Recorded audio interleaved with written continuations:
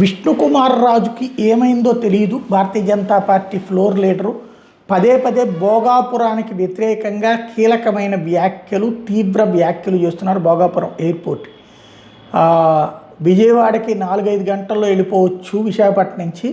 విశాఖపట్నంలో ఉన్నోళ్ళు భోగాపురం వెళ్ళడానికి 2.5 గంటలు పడుతుంది. అక్కడి నుంచి విజయవాడకి వెళ్ళే కంటే కూడా డైరెక్ట్గా విజయవాడ వెళ్ళిపోవచ్చు అని. ఇంటర్నేషనల్ ఎయిర్పోర్ట్ అంటే విజయవాడ విశాఖపట్నాల మధ్యన ఉండేది కాదు. ఇంటర్నేషనల్ ఎయిర్పోర్ట్ అంటే హైదరాబాద్కి వెళ్తారు, బెంగళూరుకి వెళ్తారు, చెన్నైకి వెళ్తారు, ముంబైకి వెళ్తారు. ఇది డొమెస్టిక్లో.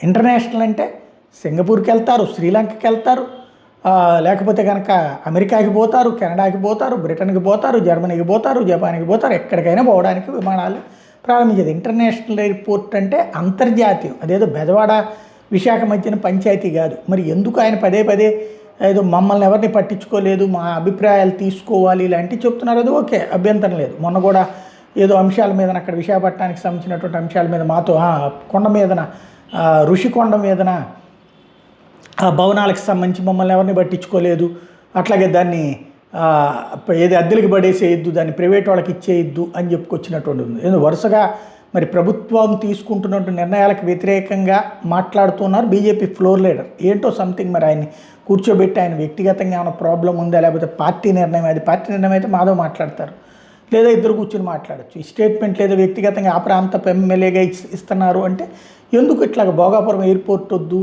లేకపోతే ఋషికొండని అట్లాగే వదిలేసేయండి లాంటి పాయింట్ల దగ్గర ఎందుకు అనేది ఆలోచించాల్సి ఉంది.